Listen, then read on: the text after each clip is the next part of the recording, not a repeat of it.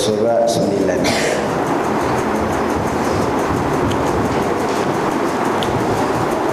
Barisan yang ke-12 daripada bawah ke atas.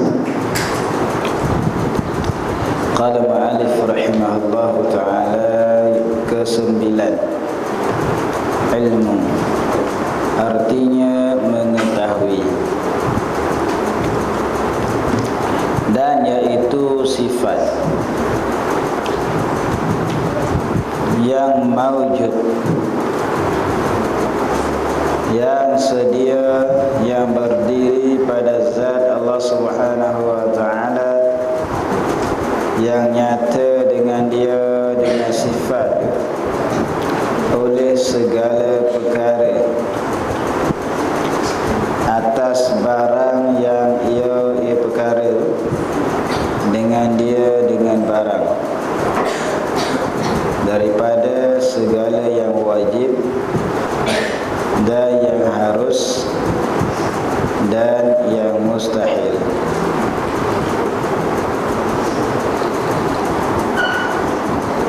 Atas wajah meliputi, atas jalan tafsil, dengan ketiadaan terdahulu tersembunyi. Baik, yang belakang tu pakai kopiah, jangan duk nyandar.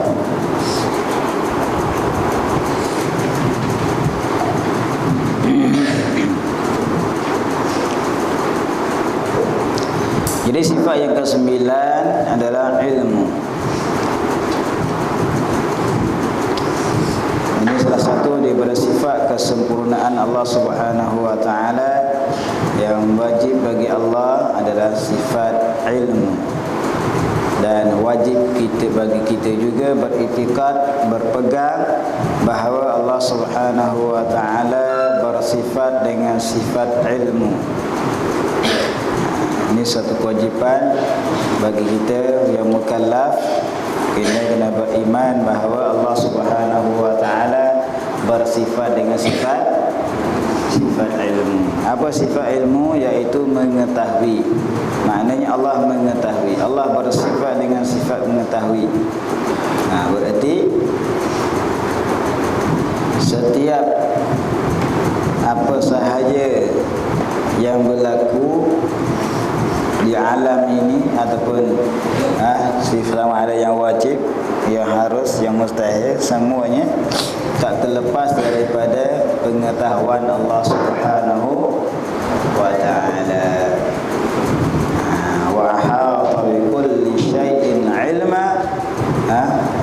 Allah sama meliputi dengan tiap-tiap sesuatu ilma nasbah, pengetahuan. Mana Allah Maha mengetahui. Maknanya tidak terlepas daripada pengetahuan Allah. Walaupun di mana-mana sahaja kita berada, walaupun dalam keadaan tersembunyi, walaupun dalam keadaan waktu malam gelap, tak ada orang tengok, Allah melihat, Allah mengetahui apa yang kita buat. Ini di antara iman, percaya, yakin. Bukan hanya setakat iman saja, kita kena yakin bahawa Allah mengetahui apa yang kita buat. Kalau kita dapat benar-benar beriman tentang sifat Allah Subhanahu wa ta'ala ni, pasti kita akan terkawal, pasti kita akan dapat menjauhi daripada melakukan perkara-perkara yang diharamkan oleh Allah Subhanahu wa ta'ala, walaupun orang tidak ada sekalipun. Baik. Jadi sebaliknya, kalau disebabkan dia masih lagi menyembunyikan, masih lagi dia tidak jujur dalam diri dia, tidak ada sifat jujur depan orang, baik di belakang buat orang tanya nipu, tak jawab contohnya, masih lagi, ini menandakan bahawa dia dia tidak sebenar-benar beriman kepada Allah Subhanahu wa ta'ala. Sebab kan kita dah belajar tentang sifat ilmu. Allah mengetahui apa sahaja yang kita, walaupun di dalam hati sekalipun. Innallaha alimun bidzatis sudur. Allah mengetahui apa yang ada di dalam hati kamu. Kita lintas dalam hati, Tuhan tahu. Tuhan akan menilaikan, Tuhan akan membalaskan apa yang kita buat, walaupun orang tidak nampak. Tapi kalau kita ada sifat-sifat yang dicela, yang dibenci oleh Allah Subhanahu wa ta'ala, maka Allah akan membalaskan. Betul lah, kita kena baiki hati. Baiklah, malu dengan Allah Subhanahu wa ta'ala.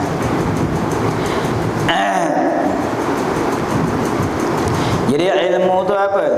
Ya, arti mengetahui. Apa arti mengetahui? Yaitu mengetahui itu satu sifat yang maujud, mana sifat yang ada. Sifat yang maujud, mana sifat yang ada, yang sedia, yang berdiri pada zat Allah Subhanahu wa ta'ala. Sifat ini duduk di zat Allah Subhanahu wa ta'ala, yang nyata dengan dia, dengan ilmu oleh segala perkara. Dengan adanya sifat ilmu itulah mana nyata, terbuka, inkishaf, terbuka segala perkara yang barang atas barang yang ia perkara tu dengan dia, dengan barang. Apa dia? Daripada segala yang wajib. Maknanya Allah mengetahui sifat-sifat yang wajib baginya, tentang zatnya, tentang sifatnya. Allah mengetahui, tak tersembunyi sedikit pun.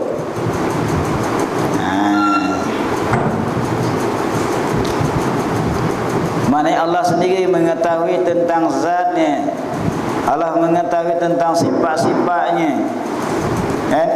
Maka itu termasuk dalam pengetahuan Allah Subhanahu wa ta'ala. Allah mengetahui tentang zatnya, wajib ada.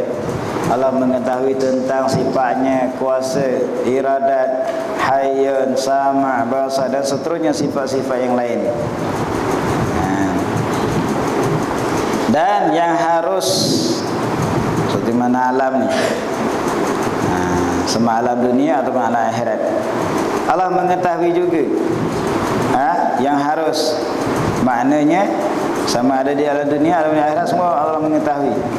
Tak terlepas daripada pengetahuan Allah Subhanahu wa ta'ala. Walaupun kita tidak bercakap dengan mulut, tapi hati kita bergerak, Allah mengetahui.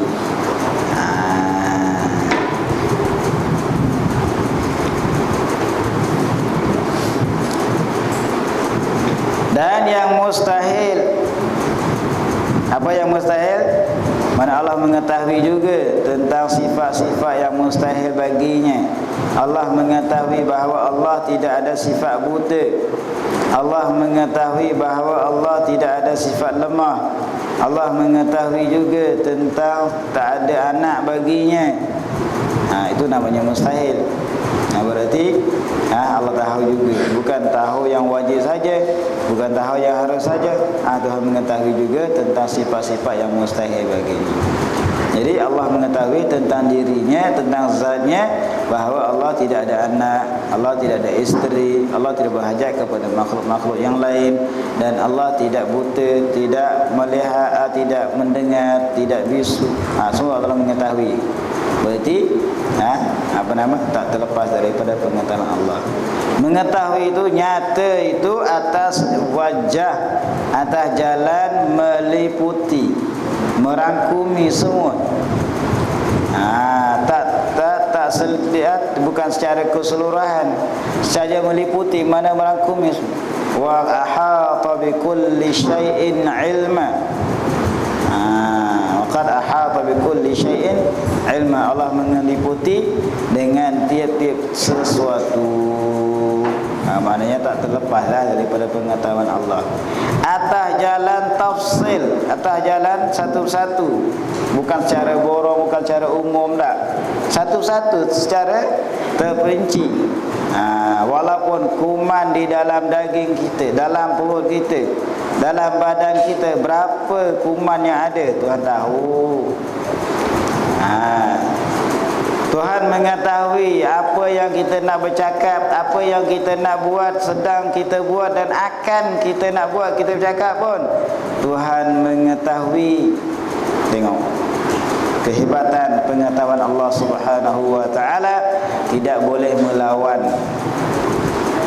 Walaupun orang yang tahu macam mana pun ada batasannya. Macam kita, adakah kita tahu kita akan buat? Tahu atau tidak? Berapa banyak yang lepas-lepas yang kita buat? Kita tahu tak? Tak boleh nak kira. Berarti pengetahuan kita tidak boleh mengatasi pengetahuan Allah Subhanahu wa taala. Inilah menunjukkan bahawa kita ini lemah. Menunjukkan bahawa kita ini tidak ada sifat ilmu yang sebenar-benarnya. Yang bersifat dengan pengetahuan sebenar-benarnya hanya Allah Subhanahu wa taala sahaja. Itu di segi itikad kita lah. Berarti jangan kita dakwa bahawa kita ni mengetahui. Jangan dakwa wa ma utitum minal ilmi illa qalila, dia diberikan wa ma utitum min ilmi, daripada ilmu illa qalila, malaikat sedikit sahaja. Tuhan bagi sikit nampak? Walaupun pakar selagi mana pun sikit bandingnya ambil jarum masuk dalam laut, angkat berapa titik, berapa banyak yang lekat di hujung jarum. Sikit banding dengan ilmu Allah Subhanahu wa taala. Tanyalah siapa-siapa pun, dia sendiri tidak boleh mengirakan apa yang dia dah buat. Sejak daripada dia lahir sampai sekarang, berapa banyak dia yang dibuat? Cuba kira. Siapa boleh kira? Ada siapa yang mampu boleh kira? Tak ada siapa pun. Dan sedang bercakap, sedang buat, boleh kira tak perbuatan kita? Boleh kira tak perkataan kita? Tak boleh juga. Dan akan nak buat pun kita pun tak boleh mengetahui dan tak boleh tahu. Itu di antara yang menunjukkan bahawa kelemahan pada diri kita.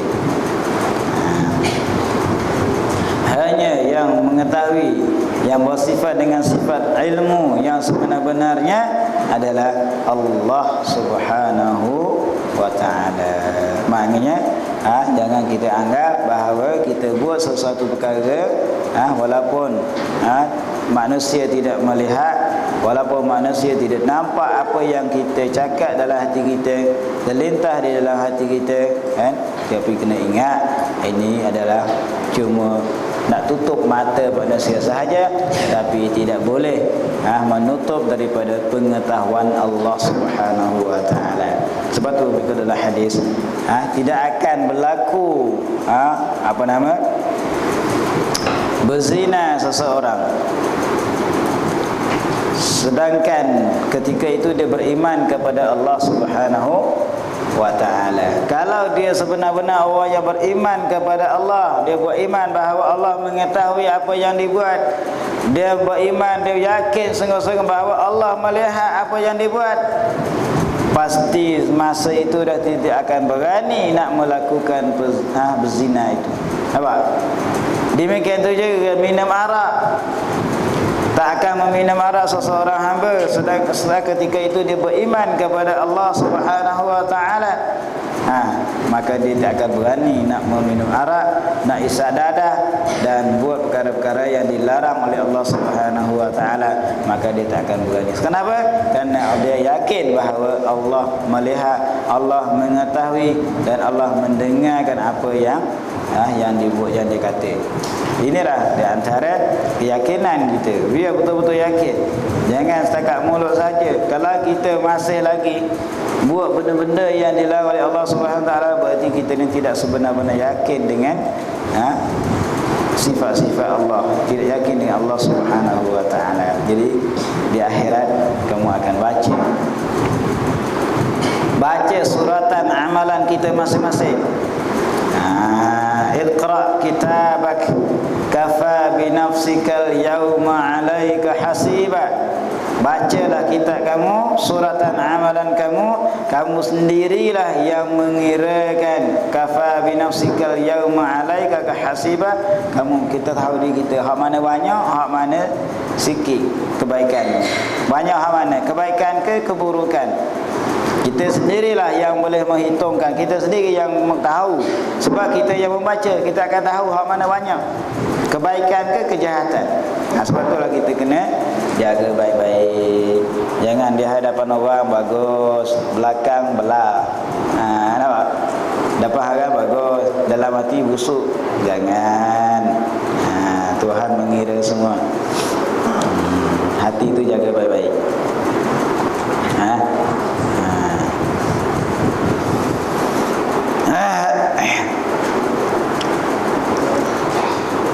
Tidak ada siapa wa indahu mafatihul ghaibi la ya'lamuha illallah. Wa indahu, di sisinya, mafatihul ghaib, kunci-kunci benda ghaib. La ya'lamuha, tidak mengetahui akan dia melainkan Allah. Tak ada siapa yang tahu melainkan Allah sahaja. Jadi jaga baik hati kamu, hati kita, supaya jangan termasuk dalam golongan orang yang yang tidak malu dengan Allah Subhanahu wa taala. Baik. Jadi Allah Subhanahu wa taala mengetahui tentang sifat-sifatnya, tentang zatnya, dan sifat yang dengan harap mana makhluknya, dan sifat-sifat yang mustahil. Tuhan tahu, mana Tuhan tahu bahawa dirinya tidak ada anak.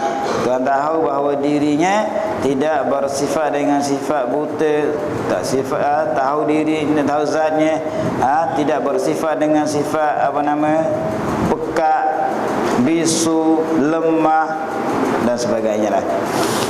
Maka atas jalan tafsir dengan ketiadaan dahulu tersembunyi.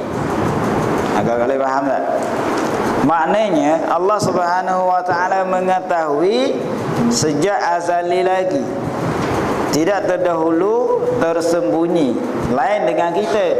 Kita tahu selepas daripada tak tahu. Contohnya, kita berkawan dengan seseorang. Kita berkawan agar kita tahu tak dia tu bagus ke tak bagus? Tahu ke tidak? Tak tahu. Kita pun berkawan dengan dia, kita anggap dia baik. Nampak? Kita berkawan lah. Bila berkawan baik sungguh. Memang baik betul lah. Manakala kita bagi kunci simpanan kita, tiba-tiba kebas kita punya. Nampak? Oh, aku ingat bagus, rupa-rupa tak bagus. Nampak? Kita tahu bahawa dia tak bagus, tahu bahawa ini tak ada amanah. Tahu bila? Baru tahu. Berarti sebelum tu kita tahu tak? Tak tahu. Maknanya pengetahuan kita didahului oleh tak tahu. Faham? Itu maksudnya dahulu tersembunyi.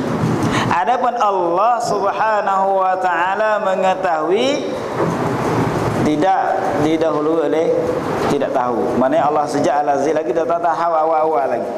Itu maksudnya. Berbeza dengan kita, semacam saya sebut tadi. Tak tahu bahawa dia ni pencuri, tak tahu bahawa dia ni adalah orang yang khianat. Kita pun bagilah amanah kat dia, kita yakinlah kat dia, bagilah kunci.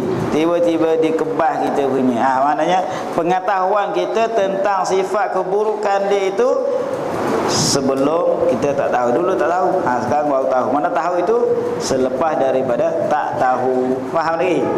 Maknanya itu sifat kita.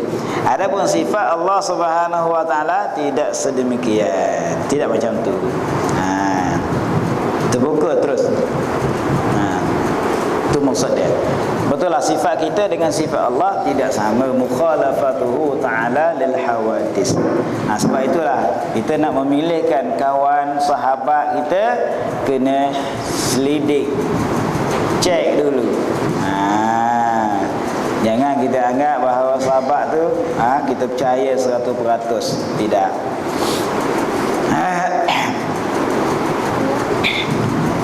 Itulah di antara huraian tentang sifat pengetahuan Allah Subhanahu Wa Taala. Jadi kena pastikan biar betul-betul faham. Jangan kita serupakan pengetahuan kita dengan pengetahuan Allah Subhanahu Wa Taala.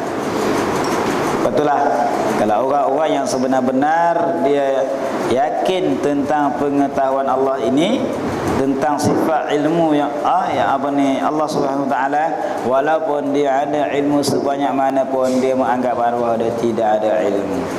Sebab apa? Sebab ini pinjaman sahaja. Yang berilmu sebenar-benarnya adalah Allah. Kita ni pinjaman saja. Jadi bila-bila masa sahaja Tuhan akan boleh tarik. Dan sama juga, manakala dia rasa dirinya tidak ada ilmu, maka dia semakin hatinya rasa tamak, berusaha untuk mendapatkan ilmu. Tapi kalau orang yang terasa hati dirinya memadai dengan apa yang ada, betul dia tak heran kalau ada majlis-majlis ilmu, dia tak heran.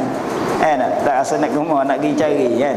Rasa cukup dah kan. Rasa walaupun baca pun tak mana, baca sembahyang pun tak betul, walaupun dari segi tasawuf pun tak mana, dia tak rasa nak berusaha. Sebab apa? Sebab dia rasa dirinya mencukupi dah. Betul lah, kalau orang-orang yang masih lagi dahaga, rasa dirinya tidak ada ilmu, maka dia akan pergi cari. Dia tak rasa puas. Orang yang sebenar-benar beriman kepada Allah Subhanahu Wa Taala, dia tidak akan puas untuk mendengarkan kebaikan. Walaupun benda yang sama, walaupun dah didengar, tapi dia tidak rasa puas. Sebab dia seronok, dia rasa sedap untuk mendengarkan kebaikan. Sebab seperti Nabi kata, la yashba'al mu'minun, tak akan kenyang oleh seseorang yang beriman, min khairin yasma'uhu, daripada kebaikan yang didengar, hatta dakhalal jannah, melainkan hingga masuk syurga. Maknanya selama mana dia hidup, dia tak akan rasa puas, kecuali masuk syurga. Mana mati ya, sampai dia mati. Maknanya dia semakin hari semakin jin seronok, sedap untuk mendengarkan kebaikan-kebaikan. Itulah di antara orang-orang yang sebenar-benar beriman kepada Allah. Kalau kita rasa puas dengar dah, semua dah, maknanya masih lagi iman kita tak sempurna lagi. Habis. Maka bagi ilmu itu satu ta'alluq jua. Seperti mana sifat kudrat ada 7 ta'alluq, sifat iradah pun sama. Adapun sifat ilmu ini hanya satu sahaja ta'alluq. Apa dia? Ta'alluq tanjizi qadim. Ta'alluq tanjizi qadim. Apa maksud tanjizi qadim? Makna lulus pada sedia kala. Lulus pada sedia kala.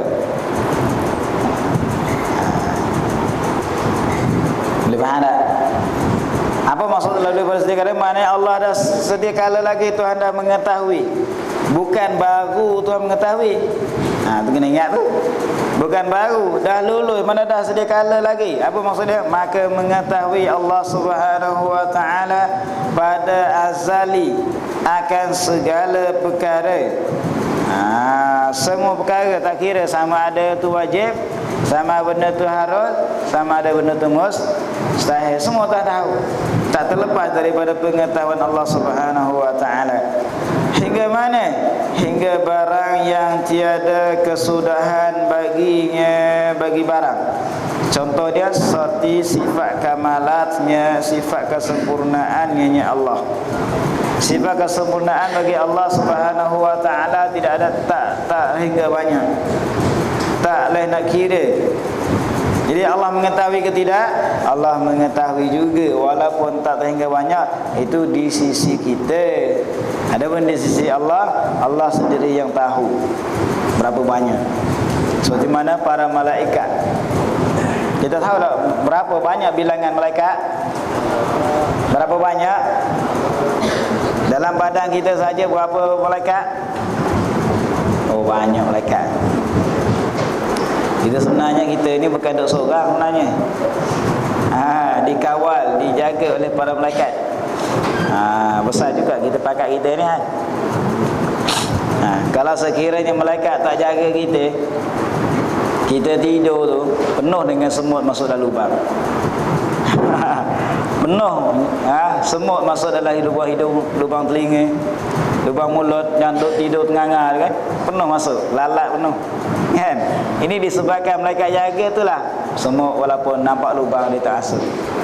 Yang masuk saya sekala dia desak jalan. Yang kita tidur bunyi kelak tu desak jalan tu. Tu dia. Betul lah, bila orang mati malaikat tak jaga dah. Sebab itulah bila mati malaikat tak jaga, maka binatang-binatang lain akan masuk dalam. Itulah kena ingat kan.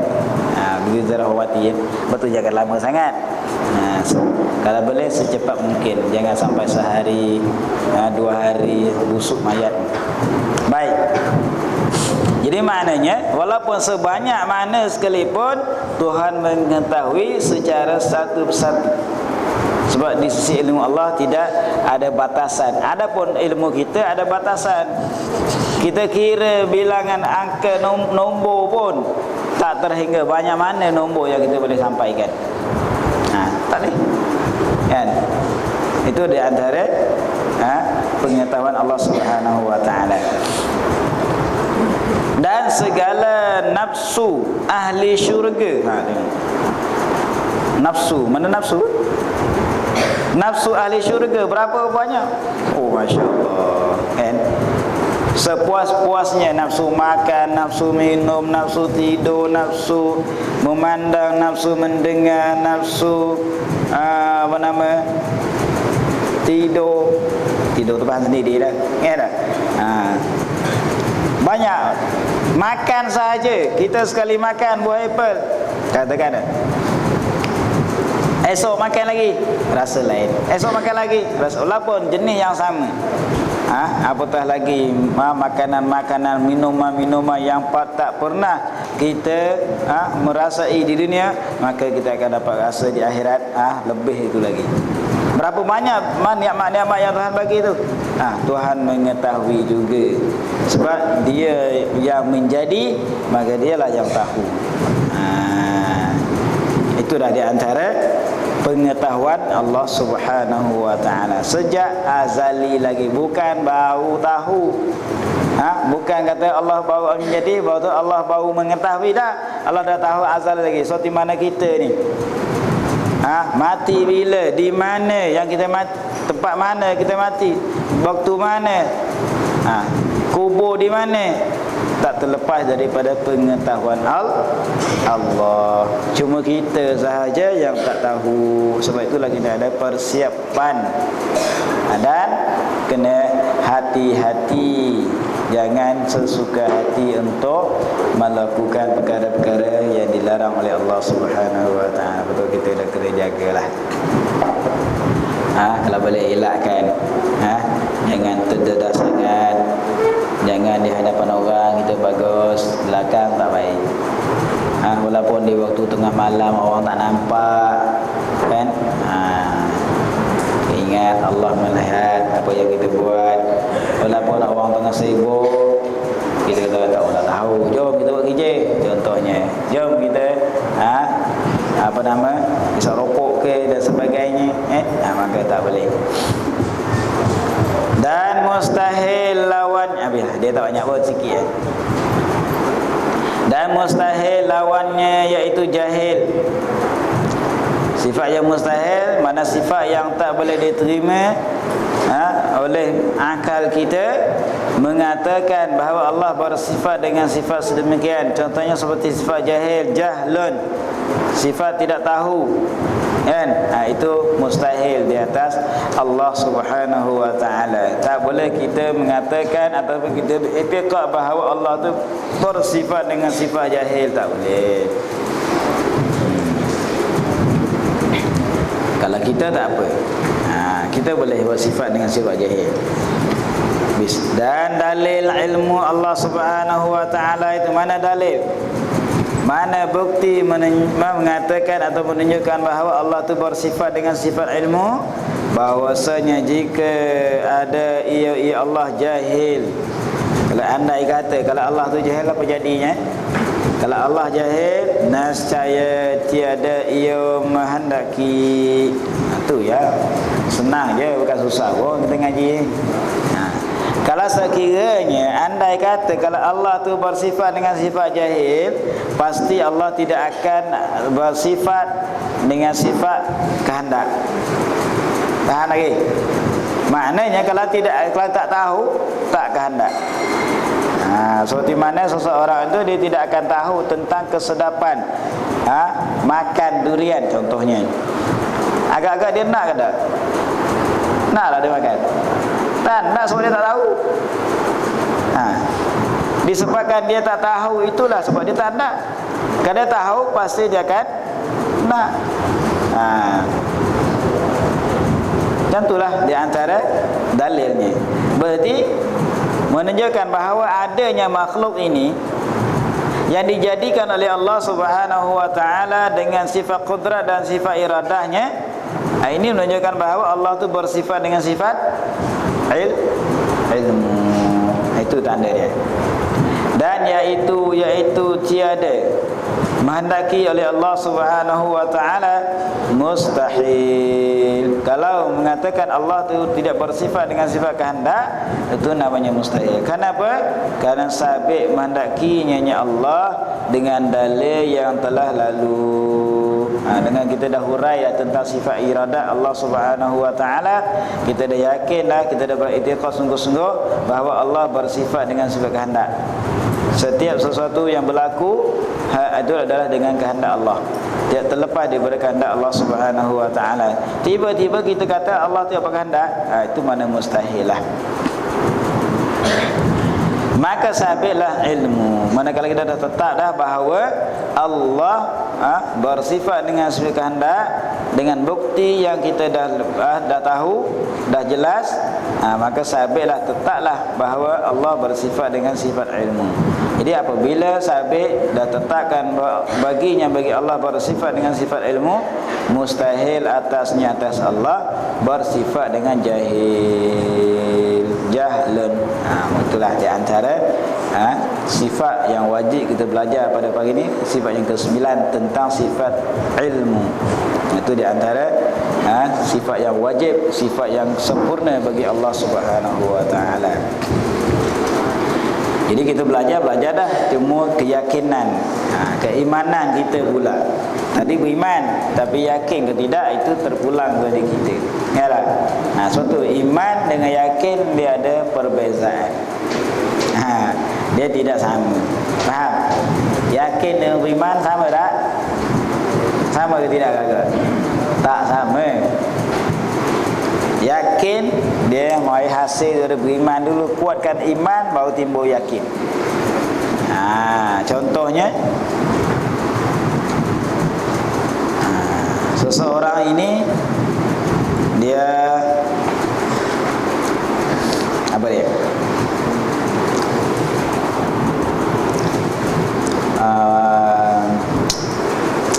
Memanah, hebat tentang memanah. Memanah yang paling tepat sekali. Mana lagi? Manah. Kenal mana? Kita kenal lagi. Kita tengok dia walaupun dia naik kuda paling pantas, tapi bila dia tembak tepat. Tahu tak? Kita nampak dalam video kita dia ada kelulusan dan sebagainya. Kan? Agak-agak kita yakin tak suruh dia tembak kita. Dah tak buah apple sebiji? Contohnya. So dia manahkan apple tu. Jangan memanahkan kita. Agak-agak kita yakin tak? Yakin atau tidak? Yakin atau tidak? Kalau yakin, tak tahu kan? Tapi kalau saya tak yakin. Walaupun dia ada kelulusan, walaupun dia dapat juara dan sebagainya, tapi kita tak yakin. Beriman sebab dia ada bukti. Tapi yakin, tak yakin. Sebab boleh silap dan boleh tak silap. Silap dia tengok atas, silap bawah sikit pun kena tekak kita mampu. Maknanya keyakinan dengan iman tidak sama. Satulah nak hasilkan keyakinan ini, dia kena kuatkan iman. Kuatkan iman dan beramal, dia akan meningkatkan keyakinan. Inilah yang kata kalau dia betul-betul yakin dengan Allah, sebenar-benar beriman kepada Allah Subhanahu wa taala, pasti dia akan jaga diri dia daripada melakukan perkara yang dilarang. Walaupun dia dalam berseorangan, dalam rumah, orang tak tahu, dia waktu malam, orang semua dah tidur, tapi tetap dia yakin bahawa Allah mengetahui. Berarti dia nak tunjukkan tangan dia nak gunakan nak buatkan benda yang dilarang, pasti dia akan takut. Takut Allah. Ini yang payah nak serapkan dalam hati kita. Kan ada setengah-setengah. Betul sekarang kan zaman muda, Jangan internet kan. Orang suka berguru dengan Facebook, suka berguru dengan YouTube, dengan internet. Bukan guru dengan kitab pun. Buka soalan, buka Facebook, tengok macam-macam masalah, ikut je. Ini yang banyak sesat. Lebih-lebih akhir-akhir ni, ya Allah, macam-macam dikeluarkan pandangan-pandangan kita, berbagai-bagai masalah dalamnya, ya Allah. Jadi kita jangan mudah terpengaruh dengan ulama ataupun dengan ustaz-ustaz Facebook. Tahu ustaz Facebook? Tahu Facebook kan? Kita kena ada rujukan daripada kita, jangan buat tersejuk ya, orang ni fitnah orang tu kata orang ni. Kita pun ikut sekali. Kena betul-betul fatabayyanu, kita kena hati-hatilah. Macam-macam dikeluarkan, hadis palsu lah, cerita dongeng lah, apalah, tu semua tu. Baiklah. Dan yang ke-10 hayah, artinya hidup, iaitu sifat yang maujud, yang sedia, yang berdiri pada zat Allah Subhanahu wa taala. Wallahu a'lam.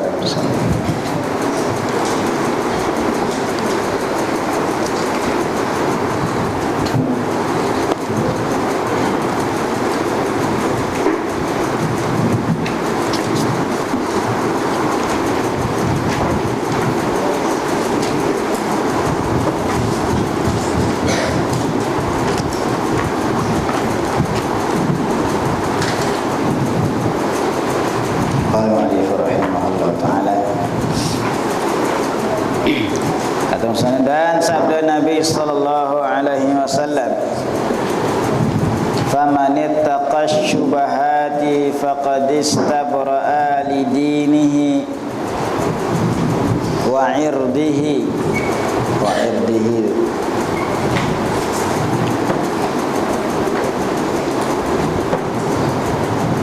Artinya, maka barang siapa memelihara dirinya daripada segala yang syubhat, daripada perkara yang syubhat, maka sungguhnya telah menuntut bersih ia barang siapa akan agamanya dan dirinya. Apa yang ada ceritakan pada hari ini tentang perkara syubhat, tentang makanan, perbuatan. Biasa sininya makanan tentang perut. Jadi kata Nabi, setiap makanan yang masuk dalam perut kita, sama ada benda haram, maka neraka lah terlebih utama. Lebih-lebih lagi benda syubhat. syubhah ni mana antara perkara yang tak jelas tentang haramnya dan tak jelas tentang halalnya.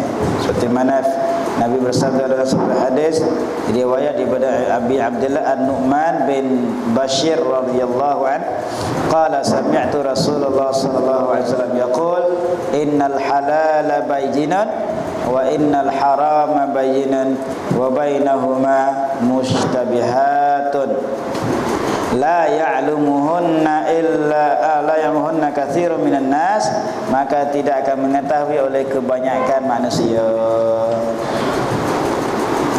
Famanittaqa syubahati, yang ada di sini, siapa-siapa yang dapat meliharakan dirinya daripada perkara syubhat, faqad istabra'a li dinih, maka semuanya telah membersihkan ia bagi agamanya dan dirinya. Wa man waqa'a fi syubahati, siapa-siapa yang jatuh masuk ke dalam syubhat, faqad waqa'a fil haram, sungguhnya jatuh ia dalam haram. Sebab syubhat ni ibarat seperti Nabi ibaratkan karra'i yar'a haulal hima, seperti gemala ataupun gemala kambing. Yar'a memberi makanlah ia akan di tepi-tepi pagar lah. Yushiku ayyaqa fihi, ada hampir-hampir masuk ataupun jatuh ia ke dalam hima, maksudnya dalam pagar. Ibarat kita pera lembu, kita pera kambing, kita tambak di tepi batas orang ataupun di tepi pagar tanah orang. Maka kalau kita tambak di tepi itu, takut-takut hampir-hampir lembu kita memakan rumput tanah orang. Jadi mana kalau itu namanya antara halangan tu atau pagar tu dinamakan benda syubhat. Takut. Jadi kalau kita nak elakkan daripada tu, kita kena jauh sikit, jangan duduk dekat-dekat situ. Baik, demikian tu juga orang yang jauh daripada benda syubhat, maka dia jauhlah daripada benda haram. Tapi kalau dia jatuh ke dalam syubhat, maka jatuhlah ke dalam benda haram. Lebih-lebih makanan kita. Sekarang ni masya-Allah, kan? Kalau kita tengok dalam YouTube lah, banyak maklumat juga di antara cube yang kita suka makan kan. Bukan kiu kat sini silap faham tadi. Kiu yang kita makan yang di Thailand, dia ada gambar babi, pati. Pati tu. Kita sini pati ayam kan. Kiu ayam tu, gambar dia lebih kurang dengan gambar ayam kita. Cuma dia tukar bentuk je. Bukan saya nak kata sini buat dari sana, dan saya nak cakap, cuma saya nak cakap sini bentuk dia dengan bentuk cube sana sama je, cuma beza dia ayam dengan babi. Tengok. Itu dia. Bukan saya nak kata cube ayam tu haram tak, bukan, saya nak cerita je bentuk sama. Tengok. Ni kita tak tahu apa yang terjadi dalam tu. Agak-agak kalau kita pergi Thailand, kena hati-hati yang makanan ni, kan? Makanan dia orang ni masya-Allah, dia orang tak jaga ni, memang suka makan. Jadi pastikan, kita kena pastikan. Kalau tidak, kalau makanan yang haram masuk dalam perut kita, itulah puncanya daripada makanan yang haram itu, maka menghasilkan perbuatan yang kita buat itu, dia akan mendorongkan kita untuk melakukan perkara yang haram. Kalau masuk dalam perut kita benda syubhat, maka dia akan mendorongkan kita untuk melakukan perkara syubhat. Macam itulah mengikut makanan yang kita makan. Jadi kita sendiri yang mengetahuikan tentang hal kita setiap hari, setiap masa. Kenapa? Kalau kita suka buat kebaikan, kita rajin buat ibadat, kita rajin ngaji, tengok, itu hasil daripada makanan-makanan yang kita makan. Tapi kalau kita rasa berat nak mengaji, berat nak solat, berat nak berzikir, suka buat maksiat, suka buat jahat, itu menunjukkan bahawa makanan yang kita makan makanan haram. Ingat baik-baik. Itu kena perhati ya. Agak-agak kita perhati dah sehari-hari. Kita ada cek tak diri kita. Sekala kita dapat solat, dapat zikir, dapat sembahyang, tiba-tiba satu hari rasa malas. Cuba ada perhati ya. Kalau kita ada perhati macam tu, cuba kita cek apa aku buat hari ni, apa aku makan hari ni.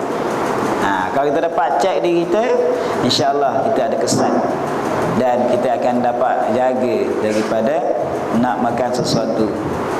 Kena hati-hati ya. Lebih-lebih lagi makan kedai ni bukan kata haram, tapi takut tak bersih je. Kalau orang ngaji boleh tahan lagi. Ya tak? Jadi tak ngaji kan, ya Allah. Kadang-kadang kita makan angkat saja semut penuh. Macam mana agak-agak kita makan kedai? Bukan makan kedai, makan nasi kat kedai. Buka stove aja penuh dengan semut. Bancuh air ni, air fresh orange ke apa aja, buka aja penuh semut bawah. Macam mana agak-agak? Kalau dia tak berhati kan, benar lah. Takkan menang yang kecil daripada besar. Telan je. Inilah jadi balik terus tidur, subuh tak bangun. Ini jadi berat badan. Nak berzikir pun berat.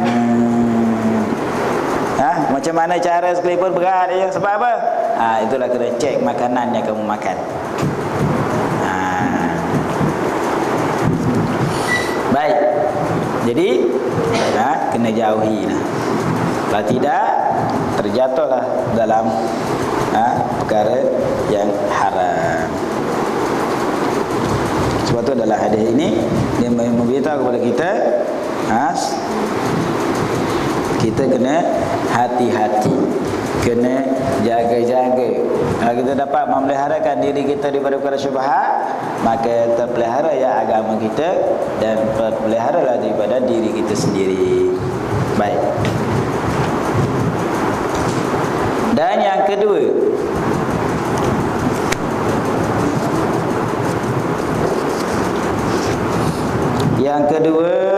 sambungan daripada yang pertama. Maknanya memeliharakan perut daripada yang haram dan yang syubhat kerana 3 perkara. Yang pertama kerana takut daripada siksa api neraka. Itu banyaklah tu.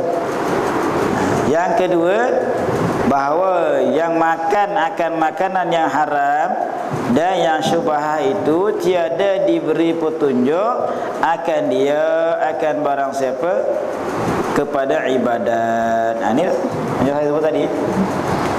Kalau kita makan benda haram, kalau kita makan benda syubhat, maka dia akan memberatkan badan kita untuk buat ibadat. Betul saya kata, kalau kita kena cek lah. Kalau rasa dirinya aku, ya Allah, baru boleh makan kedai rasa ngantuk sungguh. Contohnya tidur terus, subuh pula lambat. Itu kena cek tu. Kerana tiada patut bagi mengerjakan ibadat itu melainkan yang suci daripada segala kekotoran.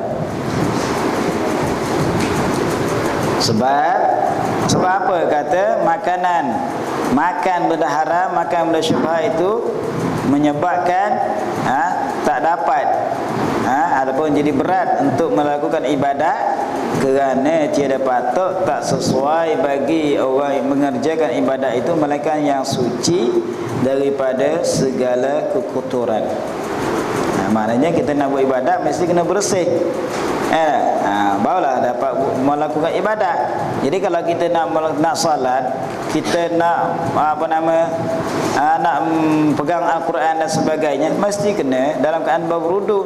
Kalau kita nak salat, mesti kena pakaian kita bersih, mesti kita kena ada wuduk dan sebagainya, barulah kita dapat melakukan salat. Macam tu juga kita nak melakukan ibadat, mesti kena hati, makanan yang kita makan mesti kena bersih juga. Itu dia. Itu dia kata, melainkan yang suci daripada segala kekotoran, sama ada kotoran yang dapat dilihat dengan mata seperti najis. Kita nak salat, kalau ada najis di kain kita, najis yang tadi maafkan, maka tak sah solat kita.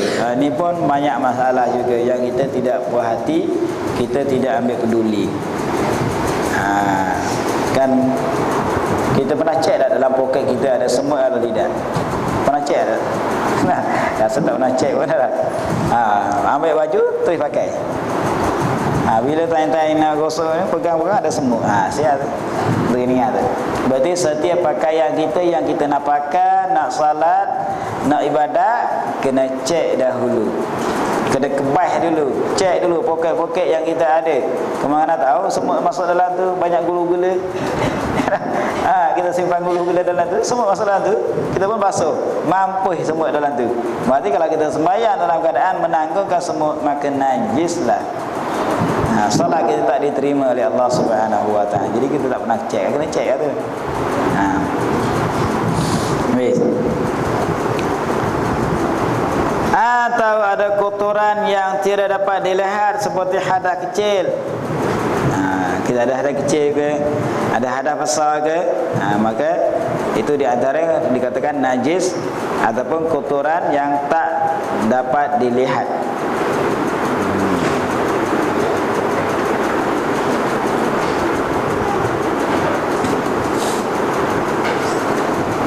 Dan makan yang haram dan yang syubhah.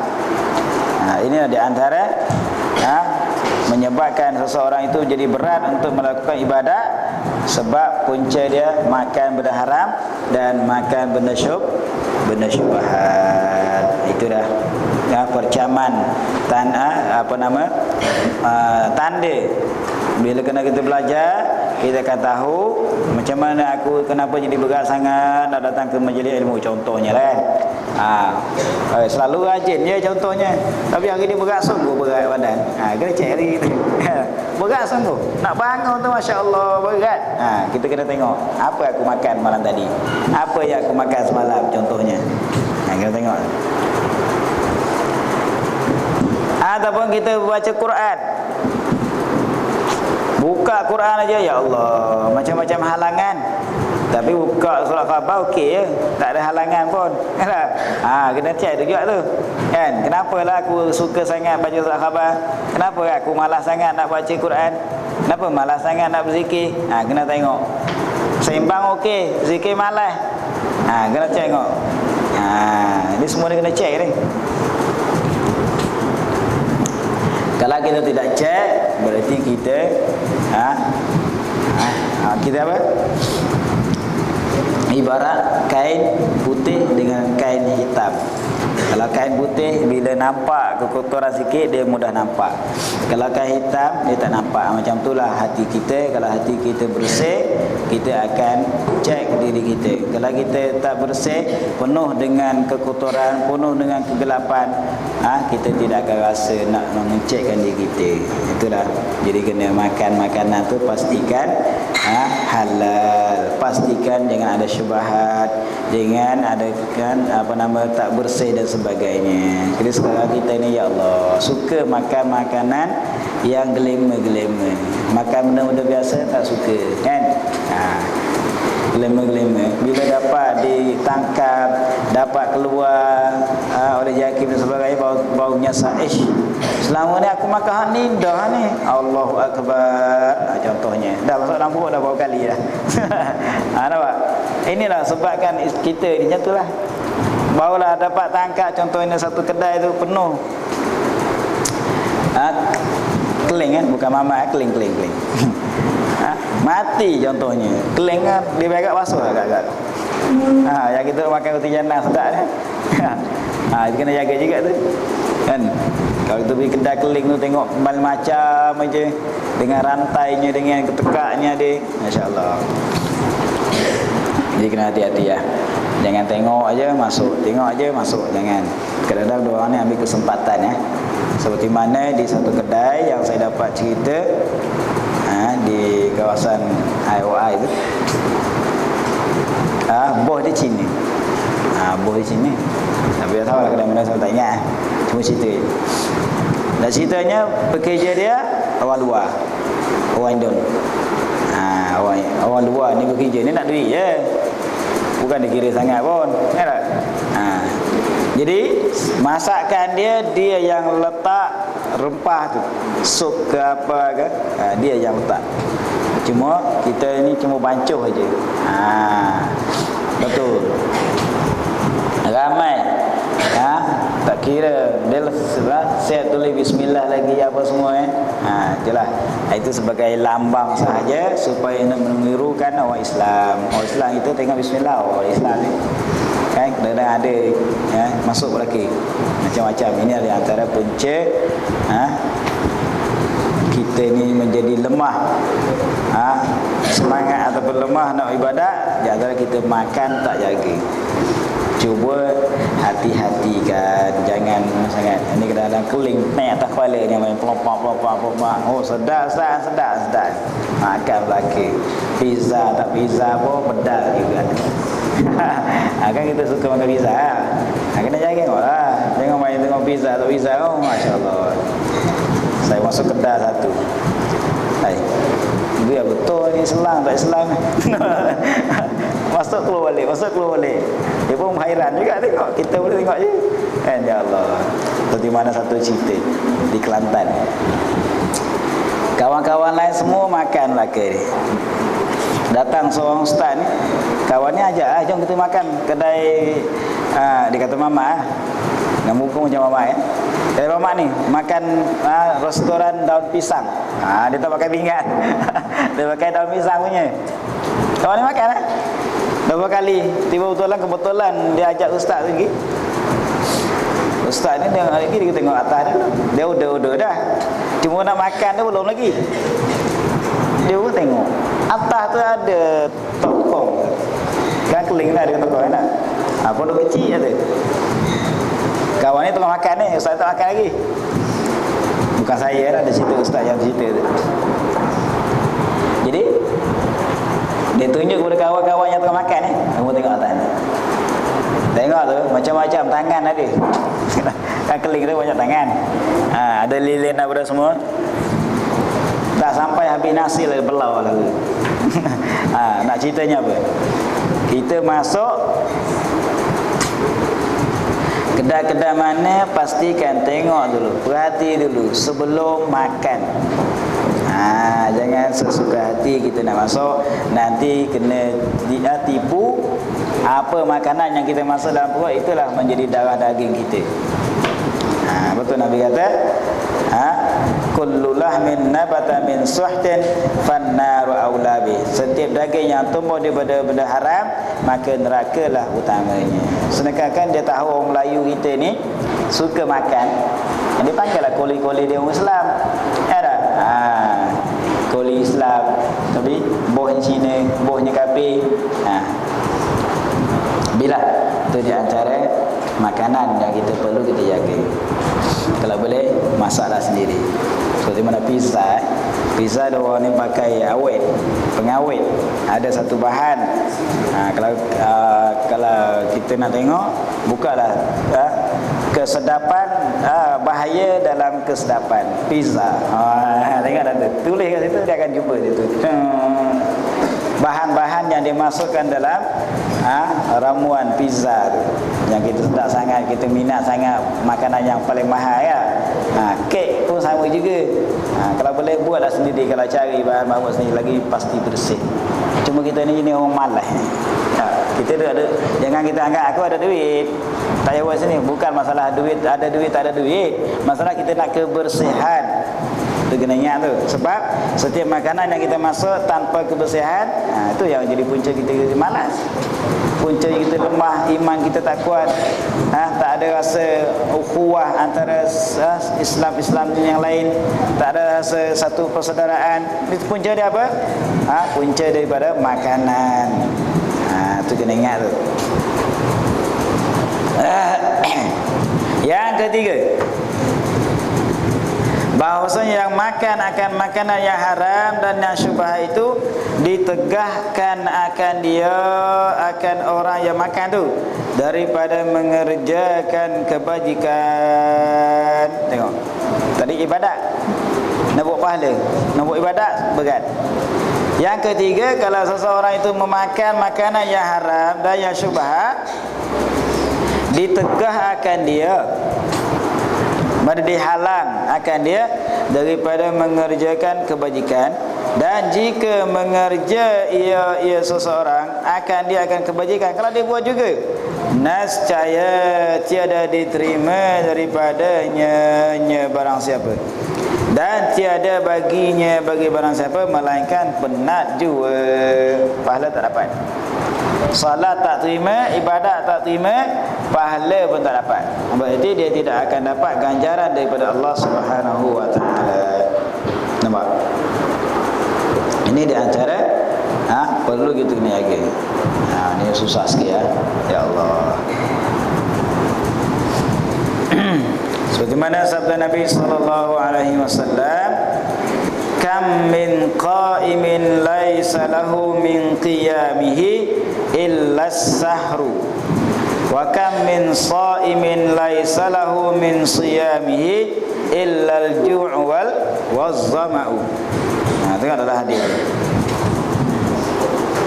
Artinya berapa banyak daripada yang sembahyang malam, tiada ada baginya bagi yang sembahyang malam tu daripada sembahyangnya melainkan berjaga. Apa maksud berjaga? Yakni bangun saja dan menahan daripada tidur. Tiada dapat pahala sembahyang orang yang makan makanannya haram dan yang syubhat. Apa maksud jaga? Maknanya walaupun dia bangun malam, berteriak, nangis, sembahyang sampai bekat dahi, sampai bekat lutut, tapi makanan yang dia makan itu adalah makanan yang haram, maka letih saja. Itu maksud dia. Faham lagi? Letih saja. Berbangga-bangga pula. Oh, semalam aku bangun malam, ya Allah, penat aku. Berapa rakat? 100. Oh, banyak betul. Semalam aku jaga zikir sampai beribu-ribu, kamu ni tidur aja kerja. Contohnya lah. Ini namanya, inilah kerja dia. Saja je. Betul lah, kalau kita bangun malam, jangan duk bangga-bangga sangat. Jangan kita belikan orang, kamu ni tidur je kerja, tak bangun pun. Jangan sedar. Tengok makanan kita makan. Amalan yang kita buat, wal amalu yarfa'u, amalan yang baik akan diangkatkan oleh Allah Subhanahu wa ta'ala. Itu akan angkat. Berarti tidak ada di dalam hati kita lagi. Yang kita duk tengok orang tak bangun salat, yang kita tengok orang tak bangun qiyamul lail, jangan sedap kita ni. Yang kita rasa sedap tak kan? Jangan duk beli kat orang aja kan. Rasa kita ni cukup dah, rasa kita ni hebat dah. Dak ni tengok ni. Berapa ramai orang yang bangun malam tak dapat pahala daripadanya melainkan jaga. Sebab apa? Sebab makanan yang dia makan tu makanan haram. Sakat boleh tak mempertahankan mata daripada tidur je, pahala tak dapat. Punca dia, hasil daripada tak dapat tu, dia berbangga-bangga dengan ibadat yang dia buat, banding dengan orang. Aku semalam penat saya. Adapun aku pergi awal semalam. Pukul berapa? Pukul 4 pagi kiki mulai dekat masjid. Oh, ya tengok, itu yang hebat pula tu. Ini di antara punca sembahyang tak diterima. Orang sembunyi, bukan nak bagi tahu ke orang, sebab dia ibadah kerana Allah, bukan ibadah kerana orang. Dia sembunyi. Walaupun dia tak cakap, tapi hal dia, kelakuan dia, kalau dipuji agak-agak rasa macam ni. Kalau orang kata dia ni bagus bangun malam-malam ni, kalau kita dengar rasanya ni, rasa gemar ke tak? Rasa suka tak? Kalau kita rasa suka, maka masih lagi tidak ikhlas kepada Allah Subhanahu wa ta'ala. Kalau kita tengok orang tak bangun, kalau kita rasanya ni, rasa kita je bangun, orang lain tak bangun. Tu kena ingat juga. Habis. Dan berapa banyak daripada yang puasa yang tiada baginya daripada puasanya melainkan lapar dan dahaga. Tengok. Berapa banyak, berapa ramai orang yang berpuasa tak ada hasil daripada puasanya melainkan dapat dahaga, dapat kelaparan dan dahaga. Mana setakat puasa saja sah sahaja tapi tak diterima oleh Allah Subhanahu wa taala. Inilah kena jaga, dia dekat dah bulan puasa ni Jadi time buka puasa tolong jaga. Ini Masya Allah. Kalau tak dapat beli kuih kat luar, tak sah buka puasa. Sudah tak? Tak sah buka puasa kalau tak dapat makan roti john. Tahu roti john? Telur basah ke tidak? Cuba tolong perhatikan di mana-mana kedai dia telur basah. Bukan telur basah telur dia dah, basah telur. Silap nanti. Nampak? Ni banyak paket ni, banyak papan ni, berlapis-lapis. Ketuk-ketuk masuk dalam jak tu. Simbah aja kat kuali. Bila dia basah? Telur tu beratus. Satu papan berapa? 30 biji. Dah 3 papan dah 90. Tak? Lepas kalau belah papan, tu dah basuhnya. Kita beli daripada kedai, beli daripada Maidin, tengok pun dah ada taik dekat situ. Itu kena basuh. Ini yang kita makan bukan nak salahkan orang dia jual lah, kena tengoklah kita. Kan? Ada orang jual ni dia nak laku je, bukan dikira halal haram pun, najis tak najis, bersih tak bersih. Dia tak kira pun. Kita ni kena kira. Kita nak buka puasa penat daripada pagi sampai ke petang, lapar ni, tahan lapar ni. Bila time buka puasa dengan makanan yang haram, berarti puasa kita kosong tak boleh. Kan ada senang-senang kita lah. Kalau tak dapat pergi pasar Ramadan, bazar Ramadan tu tak sah. Tak sah. Mesti kena dapat air. Air dah ada dah. Nak juga air kat luar. Nak juga makanan kuih di luar sana. Masakan sana, Masya Allah.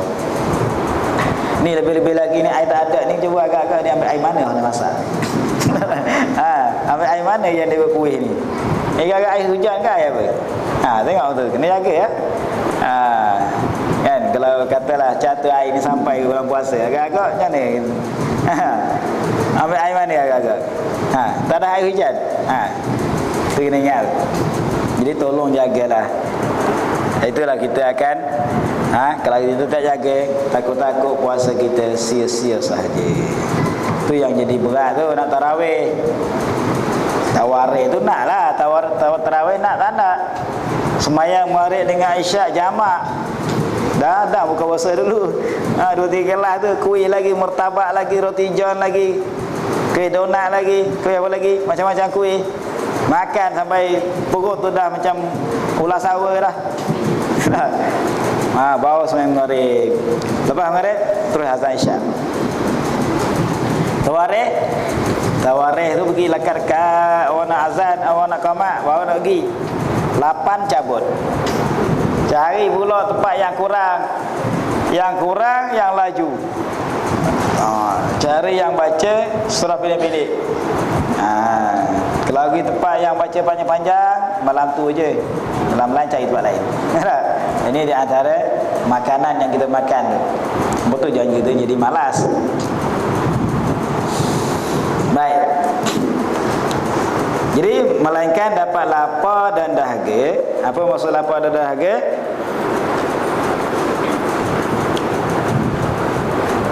Jadi dapat penat sahaja, tidak mendapatkan pahala puasa itu. Dan di antara dapat laparan dan dahaga sahaja itu adalah sebab ketiadaan memelihara daripada memakan makanan yang haram dan syubhat. Kalau kita rasa diri kita berat nak pergi tarawih, nak bertadarus, kan? Itu punca dia. Tengoklah makanan yang kita makan time buka puasa.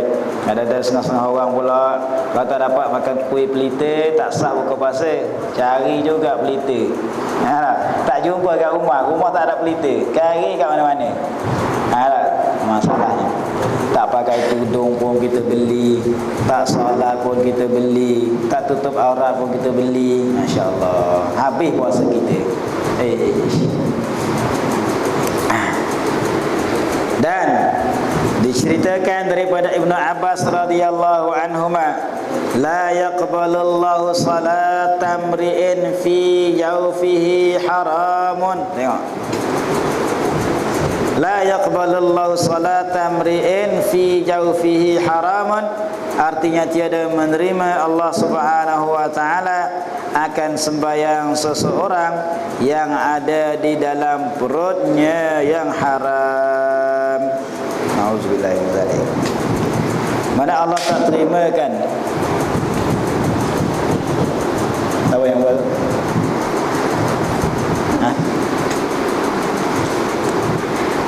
Allah tak terima kan akan sembahyang seseorang yang ada di dalamnya perut perkara yang haram. Apa maksud Tuhan tak terima?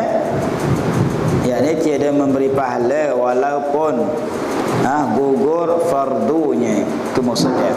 Maknanya kalau dia sembahyang, kalau dia ibadat, sedangkan dia makan benda haram, kalau sembahyang dia itu sah sahaja, tapi tak dapat pahala. Kalau dia mengaji Quran okey, tapi di segi pahala tak dapat. Dan ibadat puasa yang lain pun sama juga, maka tak dapat pahala. Tuhan tak terima ibadat-ibadatnya. Itulah di antara kita kena jagalah supaya sembahyang kita, ibadat kita diterima oleh Allah Subhanahu wa taala.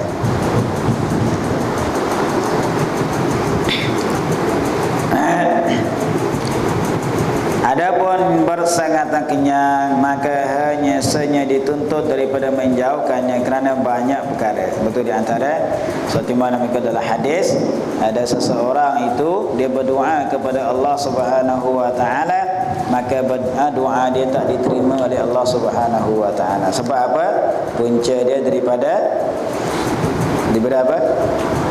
Makan makanan yang haram, seperti mana sebut dalam hadis Nabi sallallahu alaihi wasallam. Satu kisahnya, saya baca sikit supaya kita dapat mengawal diri kita, supaya jangan kita suka sangat.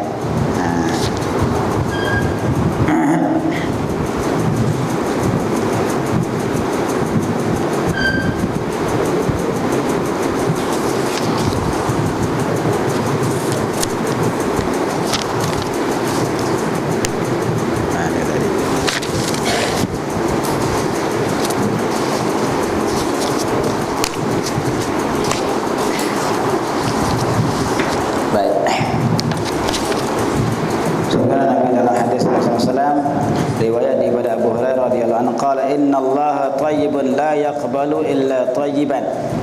Allah Subhanahu wa taala adalah baik, la yaqbalu illa thayyiban, tidak menerima oleh Allah Subhanahu wa taala melainkan akan yang baik juga. Wa innallaha taala amara al-mu'minina bima amara bihi al-mursalin. Sesungguhnya Allah Subhanahu wa taala menyuruh orang yang beriman dengan apa yang Allah suruh dengan dia akan segala rasul. Maknanya Allah menyuruhkan orang beriman seperti mana Allah menyuruhkan kepada orang-orang yang kepada para rasul.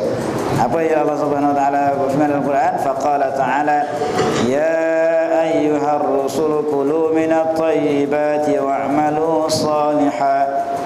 Wahai para rasul, makanlah kamu daripada yang baik-baik, yang halal, wa'malu salihah, dan beramallah amalan yang baik. Wa qala ta'ala lagi, alladzina amanu kulu min thayyibati ma razaqnakum. Hai orang yang beriman, makanlah kamu daripada yang baik-baik, apa yang kami rezekikan kepada kamu. Thumma dzakara ar-rajula, kemudian Rasulullah sallallahu alaihi wasallam menyebut tentang seorang laki-laki yutilus safara, memanjang perjalanannya jauh, asy'ata aghbara, dan dia kusut kemusut, Yamuddu yadaihi ila sama, dia menadahkan tangannya ke langit.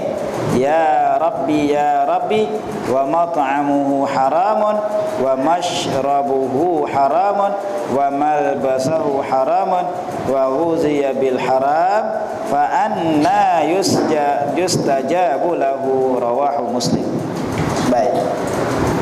Jadi manakala Allah Subhanahu wa taala menyuruhkan para rasul dan orang beriman untuk memakan makanan yang baik, lalu Rasulullah menceritakan tentang seorang laki-laki dia dalam musafir, dalam perjalanan nak ke mana, walau ada dalam musafir, Nabi sebut tiba-tiba dia berdoa kepada Allah Subhanahu wa taala, maka sedangkan makanan dia haram, pakaian dia haram, minuman dia haram, semuanya dalam dikenyangkan dia dalam keadaan haram daripada kecil sampai ke besar. Contohnya Nabi kata fa anna yustajabu lahu, macam mana diterimakan doanya. Tengok macam mana Tuhan nak terima, sedangkan makanan dia haram, sedangkan minuman dia haram, sedangkan pakaian dia haram, maka Tuhan tak akan terima doa dia sebab penuh dengan benda haram. Ini di antara punca doa kita tak diterima oleh Allah Subhanahu wa taala, sebab kita makan benda haram. Jadi jangan kita sangka, jangan kita sangka buruk kepada Allah Subhanahu wa taala. Kenapalah aku berdoa hari-hari tak mustajab? Ini punca dia. Di antaranya kita kena cek kemungkinan makanan yang kita makan adalah makanan yang haram. Baik. Adapun bersangat dan kenyang, maka hanya saja dituntut daripada menjauhkannya kerana berapa perkara. Yang pertama, kerana bahasanya banyak makan itu sebab bagi keras hati. Wallahu a'lam. InsyaAllah kita akan sambung lagi pada masa akan datang. Bismillahirrahmanirrahim. Alhamdulillah wassalatu wassalamu ala asyrafil anbiya'i wal mursalin wa ala alihi washabbihi ajma'in. Allahumma